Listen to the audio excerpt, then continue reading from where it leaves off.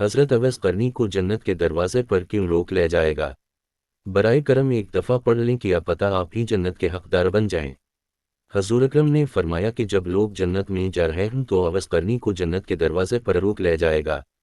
حضرت اویس قرنی کون ہیں؟ اویس نام ہے عامر کے بیٹے ہیں، مراد قبلہ ہے، قرن ان کی شاخ ہے اور ایمن ان کی رہائش گاہ تھی۔ حضرت نے ماں کے حد درجہ خدمت کی، وہ آسمانوں تک پہنچی۔ اویس قرنی حضور کی خدمت میں حاضر نہیں ہو سکے۔ جبرائیل آسمان سے پہنچے اور آنے کی بات کو حضور نے بیان کیا، چونکہ حضور دیکھ رہے تھے کہ آئندہ آنے والی نسلیں اپنی ماں کے ساتھ کیسا سلوک کریں گی۔ ایک سائل نے سوال کیا، یا رسول صلی اللہ علیہ وسلم، قیامت کب آئے گی؟ تو آپ نے ارشاد فرمایا مجھے نہیں معلوم کب آئے گی۔ تو سائل نے کہا کہ کوئی نشانی تو بتا دیں۔ تو آپ نے فرمایا جب اولاد اپنی ماں کو ذلیل کرے گی تو قیامت آئے گی۔ حضور نے حضرت عمر رضی اللہ اور حضرت علی رضی اللہ سے کہا کہ تمہارے دور میں ایک شخص ہوگا جس کا ناگناہ ہوگا۔ اویس بن عامر درمیانہ قد، رنگ کالا، جسم پر ایک سفید داغ۔ حضور صلی اللہ علیہ وسلم نے ان کا حلیہ ایسے بیان کیا جسے سامنے دیکھ رہے ہو وہ آئے گا، جب وہ آئے تو تم دونوں نے اس سے دعا کرانی ہے۔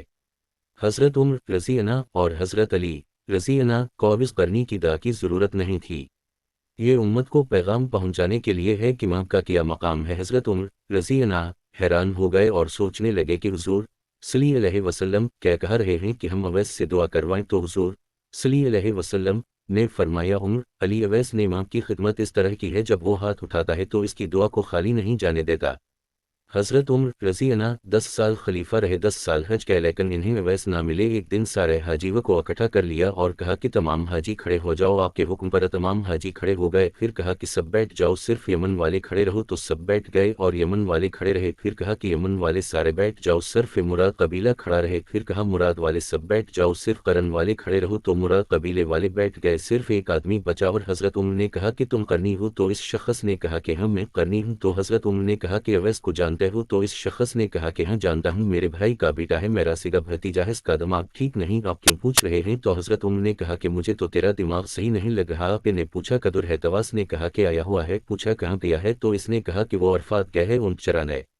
آپ نے حضرت علی کو ساتھ لیا اور عرفات کی دوڑ لگا دی۔ جب وہاں پہنچے تو دیکھا کہ اویس قرنی درخت کے نیچے نماز پڑھ رہے ہیں اور اونٹ چاروں طرف چل رہے ہیں۔ یہ آ کر بیٹھ گئے اور اویس قرنی کی نماز ختم ہونے کا انتظار کرنے لگے۔ جب حضرت اویس نے محسوس کیا کہ 2 آدمی آ گئے تو انہوں نے نماز مختصر کر دی، سلام پھیرا۔ تو حضرت عمر نے پوچھا کون ہو بھائی؟ تو کہا جی میں مزدور ہوں، اسے خبر نہیں کہ یہ کون ہے۔ تو حضرت عمر نے کہا کہ تیرا نام کیا ہے؟ تو اویس قرنی نے کیا کہ میرا نام کا بندہ۔ تو حضرت عمر نے کہا کہ سارے ہی کے بندے ہیں، تیری ماں نے تیرا نام کیا رکھا ہے؟ تو حضرت اویس نے کہا کہ آپ کون ہیں؟ میری پوچھ گچھ کرنے والے ان کا کہنا تھا کہ حضرت علی نے کہا کہ اویس یہ امیر المومنین عمر بن خطاب ہیں اور میں ہوں علی بن ابی طالب۔ حضرت اویس کا یہ سننا تھا کہ وہ کانپنے لگے، کہا کہ جی میں معافی چاہتا ہوں، میں تو آپ کو پہچانتا ہی نہیں تھا، میں تو پہلی دفعہ آیا ہوں۔ تو حضرت عمر نے کہا کہ تو ہی اویس ہے؟ تو انہوں نے کہا کہ ہاں میں ہی اویس ہوں۔ حضرت عمر نے کہا کہ ہاتھ اٹھا اور ہمارے لیے دعا کر۔ وہ رونے لگے اور کہا کہ میں دعا کروں؟ آپ لوگ سردار اور میں نوکر، آپ کا میں آپ لوگوں کے لیے دعا کروں؟ تو حضرت عمر نے کہا کہ ہاں، کہ نبی نے فرمایا تھا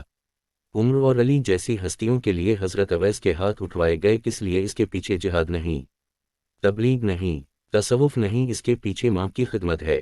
جب لوگ جنت میں جا رہے ہوں گے تو حضرت اویس قرنی بھی چلیں گے۔ اس وقت تعالیٰ فرمائیں گے کہ باقیوں کو جانے دو اور اویس کو روک لو۔